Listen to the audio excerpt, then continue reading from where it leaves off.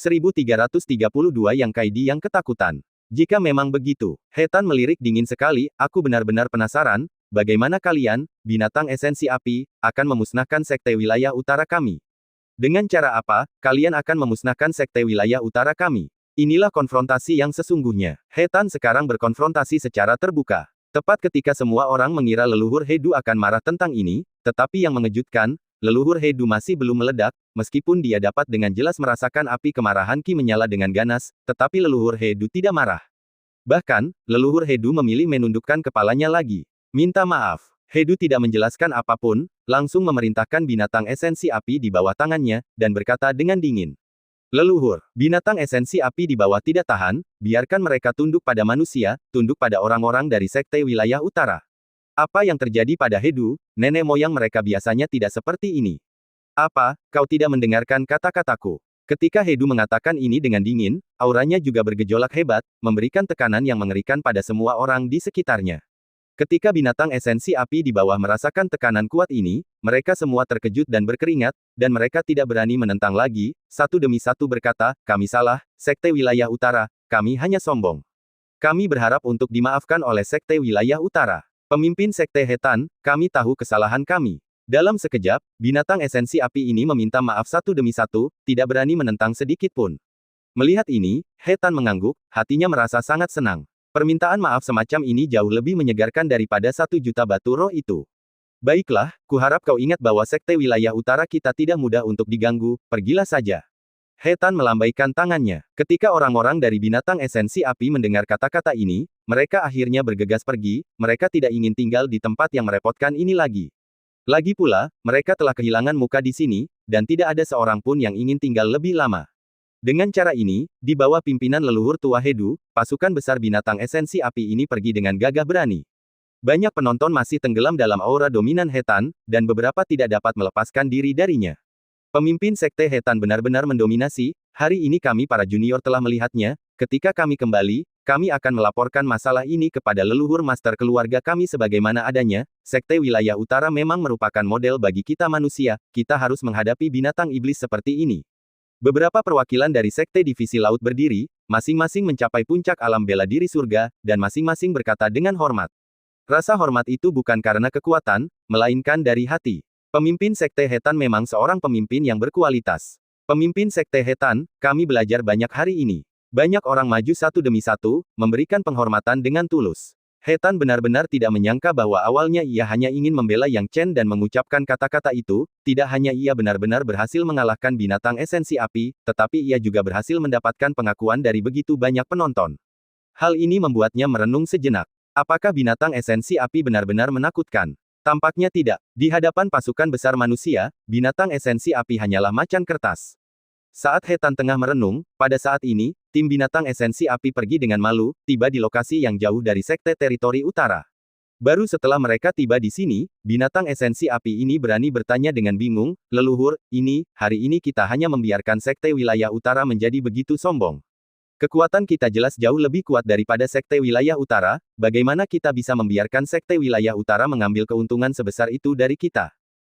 Bodoh, tidakkah kau lihat? Sekte wilayah utara hanyalah sekelompok orang yang putus asa. Jika kita tidak berani meminta maaf hari ini, mereka akan melawan kita sampai mati besok. Kata leluhur Hedu dengan agak panik. Bukannya dia takut pada sekte teritori utara yang melawan binatang esensi api, tetapi dia takut pada sekte teritori utara yang melawan mereka sampai mati. Jika sekte teritori utara benar-benar melawan mereka sampai mati, maka yang tidak mendapat keuntungan apapun hanyalah binatang esensi api mereka, dan sekte teritori utara sudah pasti menjadi pihak yang mengambil keuntungan dari hal ini. Ingat, kita binatang esensi api berada di wilayah manusia, kita harus fokus pada situasi keseluruhan saat menghadapi sesuatu. Kita tidak bisa melawan sekte wilayah utara sampai mati sekarang, jika tidak, rencana kita akan gagal. Rencana besar kita akan segera selesai, dan kita tidak boleh membiarkan rencana kita sebelumnya hancur oleh kemarahan saat ini, mengerti? Kata leluhur tua Hedu dengan wajah muram. Mendengar kata-kata ini, binatang esensi api lainnya mengangguk satu demi satu, ya, leluhur. Dengan cara ini, kerumunan di depan sekte wilayah utara segera bubar, dan banyak pengikut sekte luar pergi menemui 3 kaisar untuk menghargai keagungan mereka. Awalnya, He Tan ingin berbicara dengan Yang Chen sendirian, tetapi melihat keinginan Yang Chen untuk bertemu saudara perempuannya, dia tidak mengganggunya. Memang, setelah melihat saudara perempuannya, Yang Chen tidak sabar untuk berbicara dengan saudara perempuannya dan bertanya tentang kesulitan yang dialaminya selama bertahun-tahun. Melihat wajah adiknya yang pucat dan kesakitan, hatinya semakin hancur, tidak tahu siksaan macam apa yang telah dialami adiknya selama bertahun-tahun.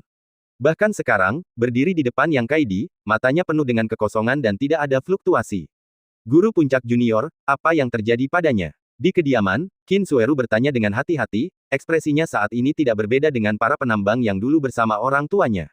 Yang Chen tidak menjawab, mengangkat tangannya, ingin menyentuh wajah saudara perempuannya. Namun, saat dia menyentuh Yang Kaidi, dia tiba-tiba mundur selangkah, mengangkat tangannya, wajahnya penuh pertahanan, kemudian sepasang mata dengan waspada mengamati sekelilingnya, akhirnya tatapannya terkunci erat pada Yang Chen, menatapnya, seolah-olah telah membangkitkan kenangan paling primitif di dalam hatinya. Bao, kamu Baoer. Mata Yang Kaidi berkaca-kaca, suaranya bergetar, kamu Bao. Ini adikku, aku Yang Chen. Yang Chen tak kuasa menahan diri untuk tidak berkata. Selama bertahun-tahun, dia hanya merasakan kehangatan dan kasih sayang dari Yang Kaidi. Yang Kaidi hendak berbicara, tetapi tiba-tiba teringat sesuatu, dan buru-buru berkata, kamu benar-benar Baoer. Kamu tidak akan berbohong padaku, kan? Mereka mengatakan Baoer sudah mati, siapa kamu? Kakak, aku tidak mati, aku benar-benar Yang Chen. Yang Chen menatap adiknya dengan sedih. Apakah kamu benar-benar Yang Chen? Yang Kaidi mendengar ini dan bingung sejenak, lalu tiba-tiba teringat sesuatu, berseru, Baoer, kamu lari cepat, binatang esensi api itu ingin membunuhmu, kamu tidak bisa melihatku, mereka ingin membunuhmu. Saat dia berbicara, Yang Kaidi tiba-tiba merasakan sakit di kepalanya, dan kemudian wajahnya menunjukkan banyak ketakutan.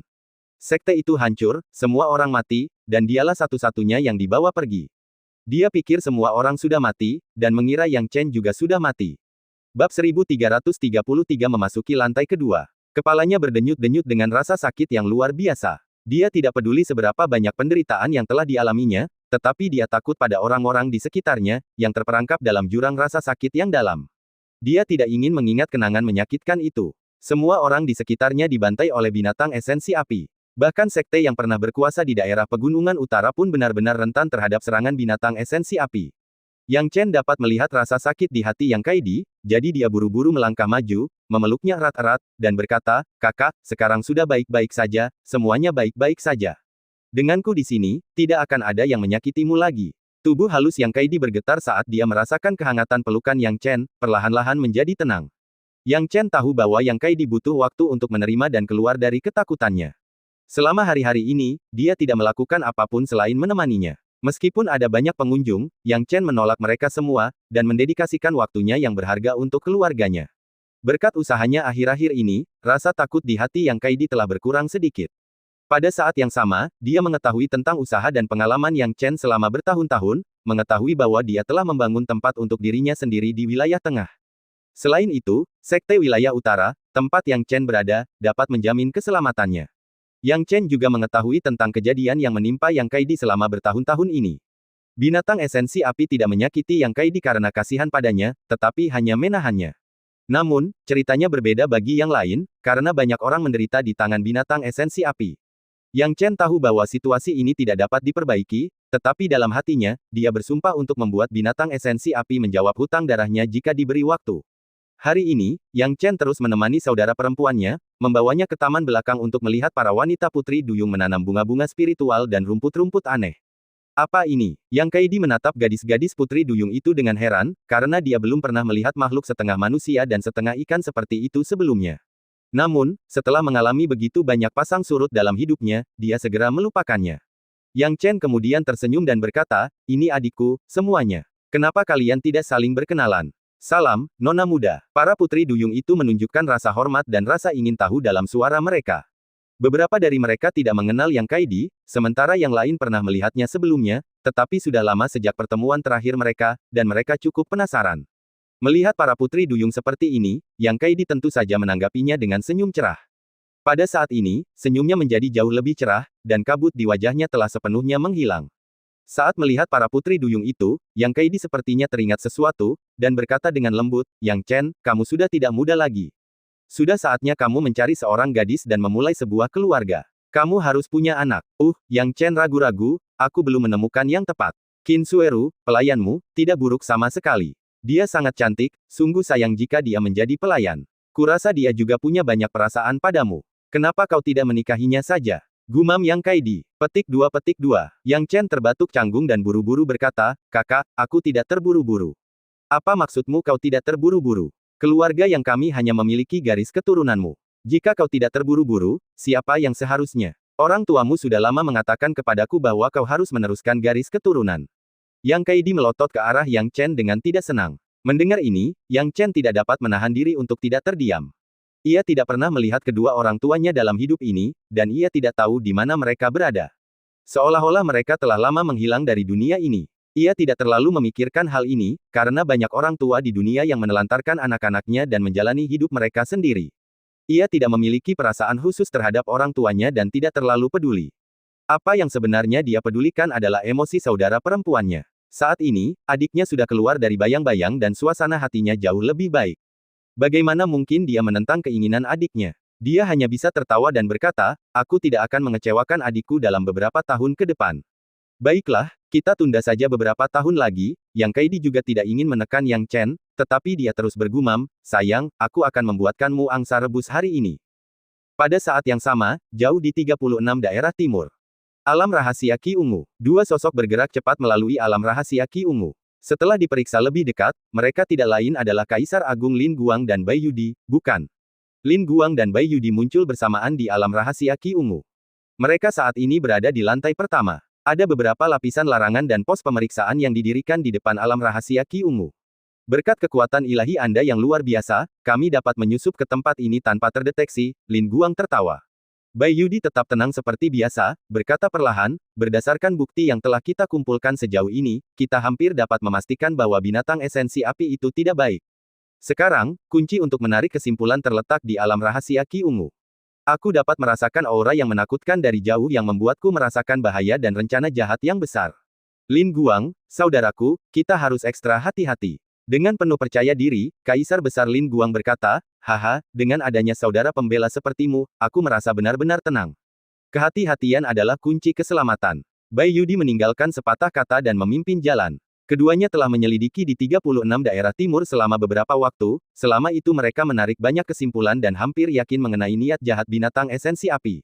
Akan tetapi, mereka masih kekurangan bukti konkret untuk membuktikan tujuan binatang esensi api, jadi mereka datang ke sini untuk mencari buktinya dan kemudian bergabung dengan manusia lain untuk melenyapkan binatang esensi api. Ini adalah cara yang paling aman.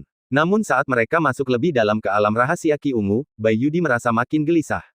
Seberapa berbahayanya hal itu? Dia tidak bisa menjelaskannya. Dalam sekejap mata, keduanya tiba di pintu masuk dari lantai pertama ke lantai kedua. Pelindung berdiri dengan gagah di depan pintu masuk ke lapisan kedua, tidak berubah selama bertahun-tahun. Itu sama ketika Yang Chen masuk, dan masih sama sekarang ketika Kaisar Besar Lin Guang dan Bai Yudi ada di sini. Apa ini? Tanya Kaisar Agung Lin Guang dengan rasa ingin tahu. Ada lapisan larangan di dalam tubuhnya, semuanya disegel pada satu titik, siap untuk menyusut dan meledak kapan saja. Itu seharusnya larangan yang semakin kuat terhadap lawan yang lebih kuat. Bai Yudi memiliki mata yang tajam dan langsung melihat petunjuknya. Kuat melawan kuat, apa batasnya? Tanya Kaisar Agung Lin Guang. Puncak alam bela diri surga. Bai Yudi menjawab sambil tiba-tiba melancarkan pukulan. Dengan pukulan ini, cahaya putih muncul, dan tak lama kemudian, pelindung itu hancur berkeping-keping dengan suara keras. Ayo, masuk ke lantai kedua, kata Kaisar Agung Lin Guang. Tanpa berkata apa-apa lagi, keduanya langsung memasuki lantai 2. Bab 1334 kembali dengan cedera parah.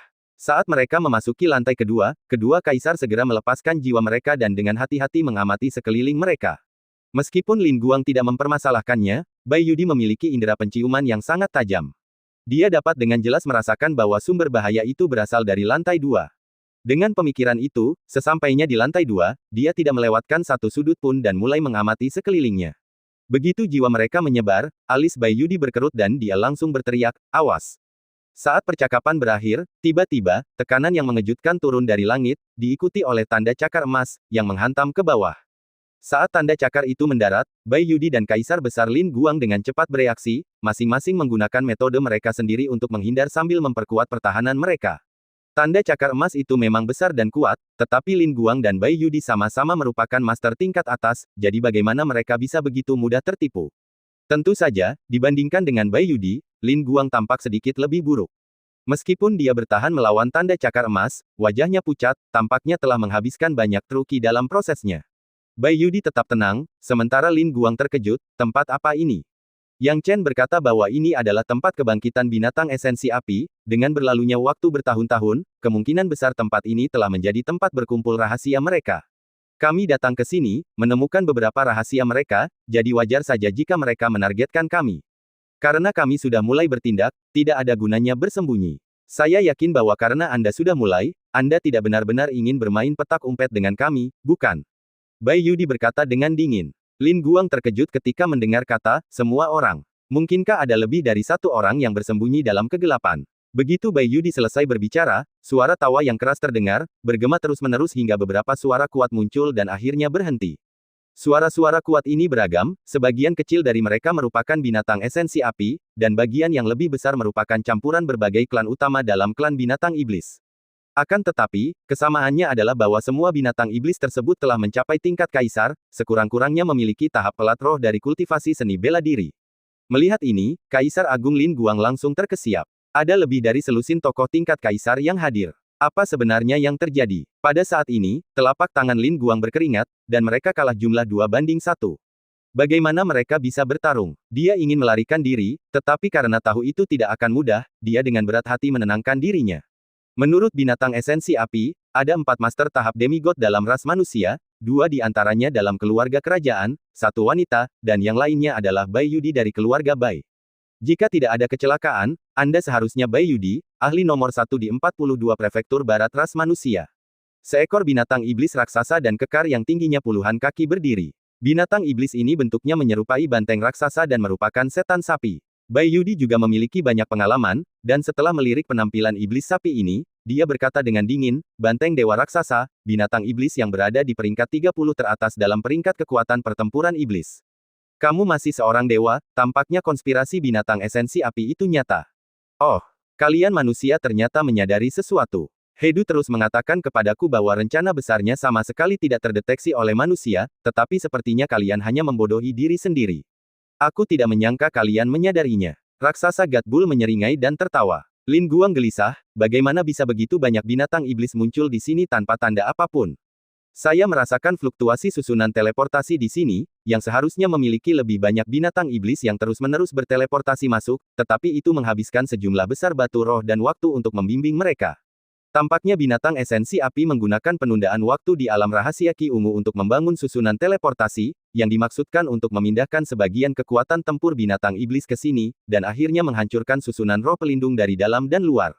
Bai Yudi berkata tanpa ekspresi, saya tidak tahu berapa banyak kekuatan tempur binatang iblis yang telah diangkut ke sini. Hahaha, Bai Yudi, kau benar-benar pintar. Kudengar manusia sama liciknya dengan harimau, dan itu tampaknya benar. Sejujurnya, kita adalah kelompok pertama dan terakhir dari kekuatan tempur binatang iblis yang diangkut ke sini, karena hanya satu kelompok saja sudah cukup. Banteng dewa raksasa mengeluarkan raungan kaget, dan kemudian sejumlah besar gas meletus dari lubang hidungnya. Setelah itu, niat membunuh yang kuat bangkit dari tubuhnya, siap beraksi kapan saja. Entahlah ini nasib buruk atau keberuntungan karena kau menemukan tempat ini, tapi karena kau sudah di sini, jangan berencana untuk pergi. Hahaha. Begitu raksasa Gadbul selesai berbicara, dia memerintahkan, ambil tindakan, tidak satu pun dari mereka bisa pergi. Melihat ini, Bai Yudi berteriak dengan marah, cepat lari, saudara Lin Guang, aku tidak punya waktu untuk mengurusmu, gunakan cara apapun yang kau punya untuk melarikan diri. Begitu pembicaraan berakhir, Bai Yudi tiba-tiba menggunakan caranya sendiri dan buru-buru melarikan diri. Pada titik ini, dia hanya bisa mengurus dirinya sendiri dan tidak punya kesempatan untuk mengurus Lin Guang. Pada akhirnya, kekuatan Lin Guang kurang, jadi dia mati-matian mencoba menggunakan tekniknya di depan binatang iblis ini. Dalam sekejap, lebih dari selusin binatang iblis beraksi, satu mengejar dan satu melarikan diri, dan pertempuran segera dimulai. Yang Chen tidak tahu apa-apa tentang situasi tersebut. Dia menghabiskan sebagian besar waktunya menemani saudara perempuannya, dan seiring berjalannya waktu, kondisi saudara perempuannya membaik secara signifikan, melupakan kesedihan masa lalunya dan menyatu sepenuhnya dengan kehidupan di Sekte Wilayah Utara. Bagaimanapun juga, Yang Kaidi adalah saudara perempuannya, jadi tidak ada seorang pun di Sekte yang berani tidak menghormatinya. Setelah mempertimbangkan dengan saksama, Yang Chen berpikir bahwa Yang Kaidi bukanlah orang yang suka bermalas-malasan, jadi dia mengirimnya ke puncak Taking untuk dilatih oleh Sekte tersebut. Puncak Taking adalah yang terbaik dalam membina murid perempuan, dan mengingat bakat tubuh ilahi milik saudarinya dan hubungannya dengan dia, dia secara alami diterima oleh semua orang. Fu Yuyin setuju untuk secara pribadi mengajar Yang Kaidi. Dengan cara ini, Yang Chen akhirnya memiliki waktu luang dan fokus pada kultivasinya. Dengan selesainya api cahaya, tugas Yang Chen selanjutnya adalah mengolah tubuh ilahi Taichu dan teknik roh alam.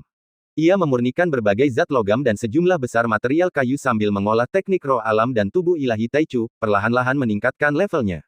Maka, hari demi hari, setengah bulan kemudian, berita mengejutkan pun tiba. Bai Yudi akhirnya kembali ke keluarga Bai tetapi terluka parah. Namun, Bai Yudi membawa berita yang mengejutkan. Artinya, binatang esensi api berencana untuk memberontak, dan merupakan masalah yang sangat mendesak untuk segera mengirim pasukan besar ke 36 daerah timur. Bab 1335 Wakil Ketua Tim. Sekarang, di aula utama puncak Yunhu Sekte Wilayah Utara, 3 Kaisar Agung kini tinggal 2, karena keberadaan Kaisar Agung Huawu tidak diketahui, hanya menyisakan Kaisar Agung Jinsi dan Kaisar Hetan di dalam sekte tersebut.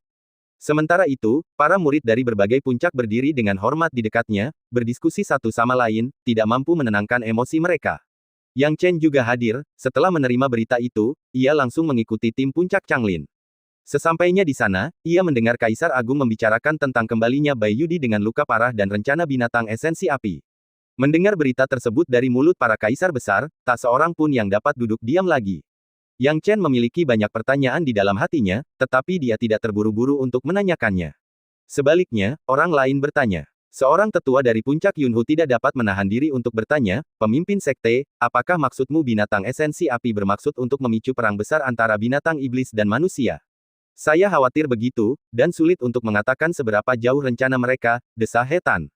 "Sebagai pemimpin sekte, saya menerima informasi yang tidak memadai tentang masalah ini. Saya hanya tahu bahwa Bai Yudi menemukan rencana binatang esensi api di alam rahasia Ki Ungu dan kembali dengan luka parah setelah pertempuran besar. Saat ini dia sedang berusaha memulihkan kekuatannya. Namun, cukup pasti bahwa Bai Yudi memang telah mengumpulkan bukti kejahatan binatang esensi api. Bagaimana dengan Master Puncak Taking kita, Kaisar Lin Guang?"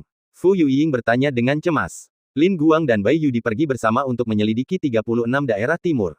Mendengar ini, wajah Hetan menjadi gelap, lalu dia mengepalkan tangannya, memperlihatkan jejak kesedihan dan ratapan. Sambil menggertakkan giginya, dia berkata, "Lin Guang dan Bai Yudi sedang menyelidiki kejahatan binatang esensi api bersama-sama.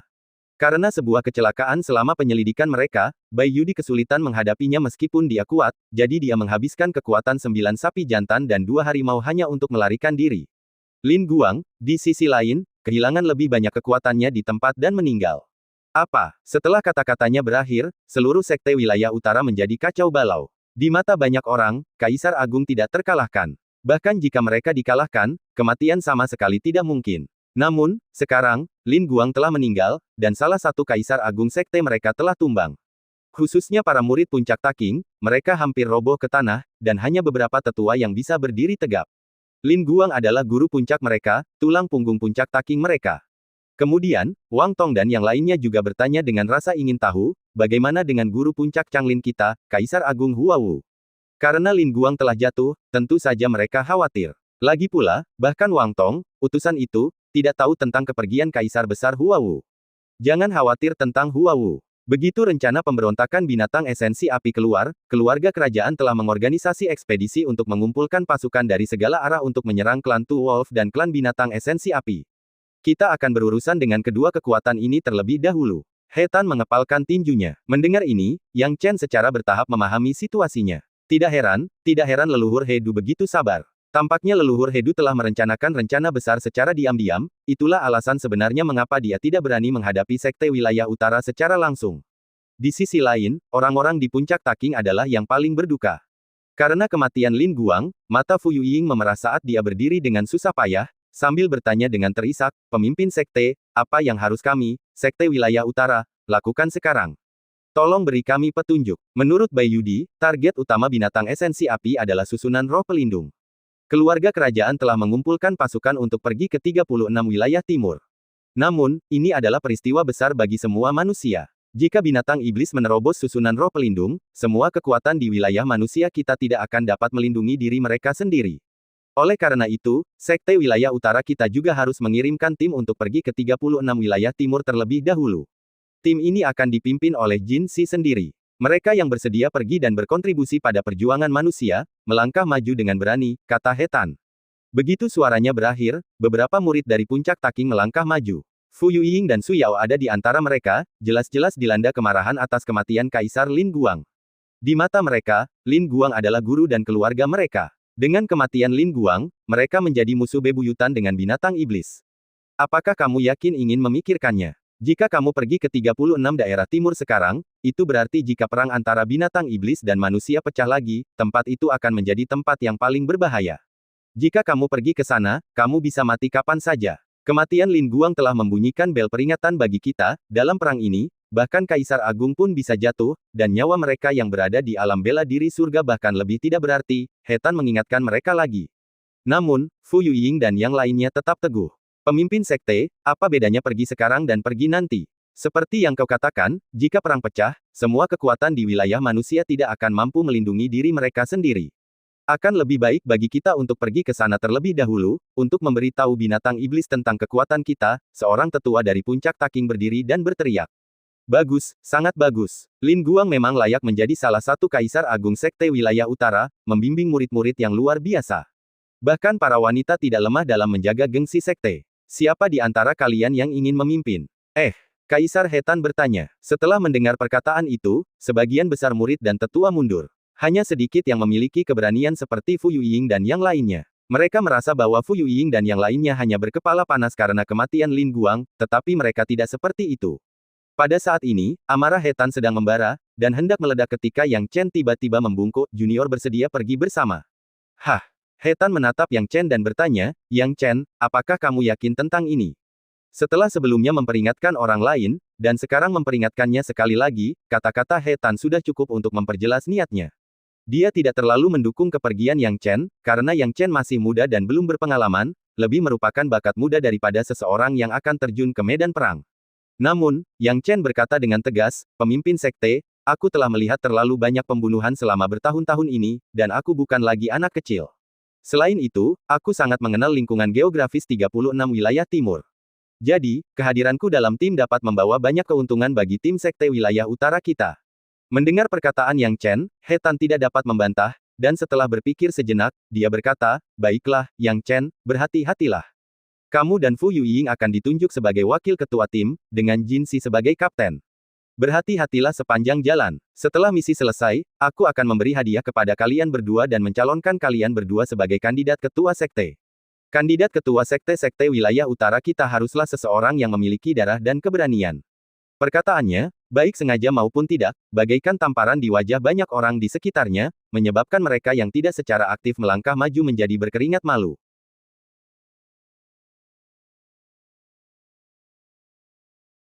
1336 pergi ke medan perang. Banyak orang mulai menyesali keraguan mereka, menyadari bahwa mereka seharusnya setuju saja di awal. Bagaimanapun, membayar harga untuk posisi calon pemimpin sekte adalah hal yang wajar. Sekalipun mereka tidak berhasil menjadi pemimpin sekte, masih sangat mungkin bagi mereka untuk menjadi master puncak.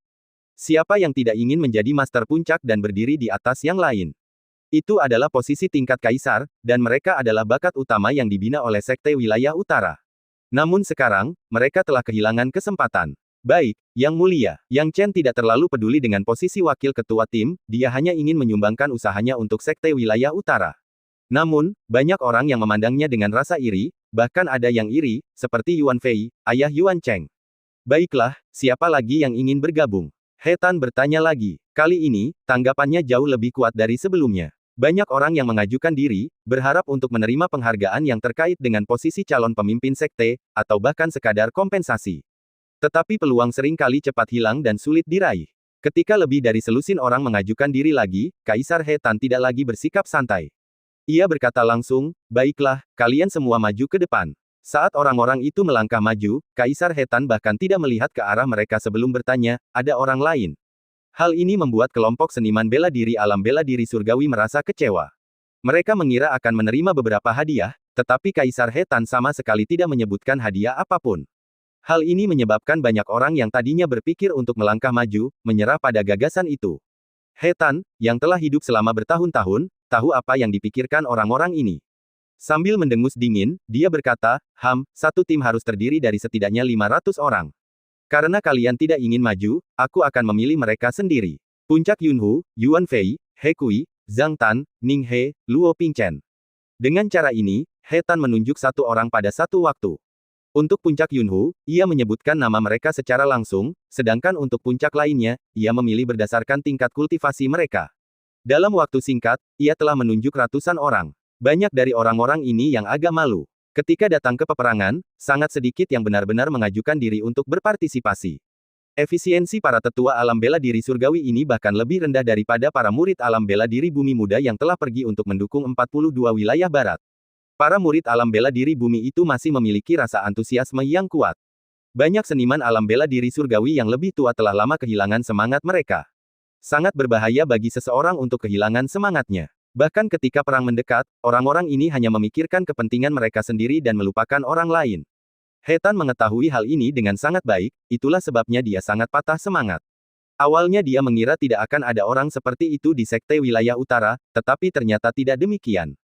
Faktanya, ada banyak. Bahkan puncak Yunhu, yang secara umum dianggap sebagai yang terkuat, memiliki jumlah orang seperti itu paling banyak.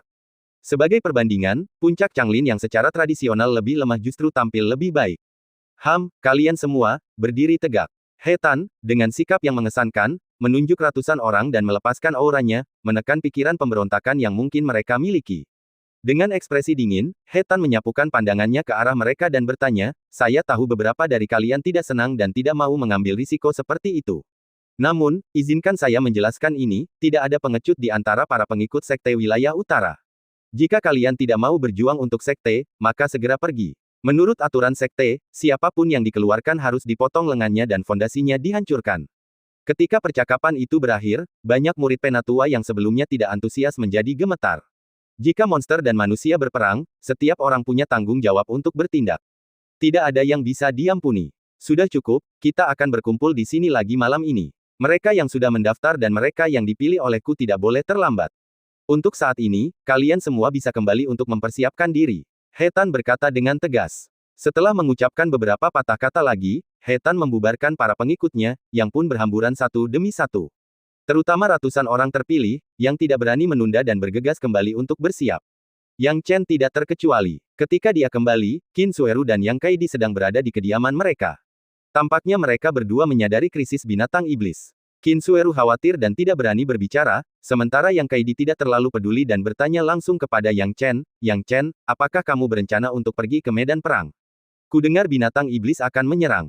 Yang Chen terkejut, kakak, bagaimana kamu tahu tentang ini? Yang Kaidi mengerutkan kening, semua orang di puncak Taking tahu tentang ini, dan ini sudah menimbulkan kehebohan. Aku mendapat berita itu dan segera kembali. Baoer, kau tidak akan pergi ke medan perang, kan? Aku mendengar bahwa binatang iblis itu sangat ganas. Kau masih muda, dan tidak perlu berada di garis depan. Yang Chen tidak dapat menahan senyum pahit mendengar kata-katanya, menduga bahwa Yang Kaidi mungkin telah mendengar beberapa rumor. Bagaimanapun, cerita yang disampaikan dari satu orang ke orang lain seringkali menjadi menyimpang. Namun, setelah dipikir-pikir, Yang Kaidi tidak sepenuhnya salah. Situasinya menjadi sangat serius. Yang Kaidi tahu bahwa bahkan leluhur demigod telah terluka parah, dan Lin Guang tingkat kaisar telah jatuh di sana. Apa yang bisa lebih buruk dari itu? Kalau dipikir-pikir, Bai Yudi adalah salah satu pilar tertinggi umat manusia, dan bahkan dia telah terluka parah. Ini hanya menunjukkan betapa seriusnya situasi tersebut. Namun, semakin kritis situasinya, semakin manusia tidak boleh mundur. Mungkin tidak banyak peluang untuk menang jika mereka tidak mundur, tetapi jika mereka mundur, mereka pasti akan kalah. Kakak, situasinya sedikit berbeda dari apa yang kamu pikirkan, tapi jangan khawatir, tidak banyak bahaya, Yang Chen meyakinkannya sambil tersenyum. Yang Kaidi menatap Yang Chen dengan ragu, lebih baik kau tidak berbohong padaku, kalau tidak aku akan pergi bersamamu. Itu tidak mungkin. Yang Chen terkejut. Kakak, tetaplah di Sekte Wilayah Utara dan jangan pergi kemanapun. Kamu bilang tidak ada bahaya, tapi kamu tidak mengizinkanku pergi bersamamu. Yang Kaidi menatap Yang Chen dengan ekspresi lembut. Baoer, aku tidak peduli. Jika itu berbahaya, kamu harus membawaku bersamamu. Yang Chen tahu bahwa Yang Kaidi tidak bercanda dengannya, tetapi bagaimana mungkin dia bisa membawanya. Dia berkata dengan sungguh-sungguh, kakak, dengan kekuatanmu saat ini, kamu hanya akan menjadi beban jika kamu ikut denganku. Dia tahu bahwa dia harus menjelaskan segala sesuatunya. Tetapi, aku berjanji akan kembali dengan selamat. Yang Chen tertawa terbahak-bahak, mungkin ada orang di dunia ini yang bisa membunuhku, Yang Chen, tapi monster-monster ini tidak ada di antara mereka. Dengan itu, Yang Chen tiba-tiba berbalik. Dia tahu bahwa dia harus segera pergi, kalau tidak hatinya juga akan terpengaruh oleh percakapan ini.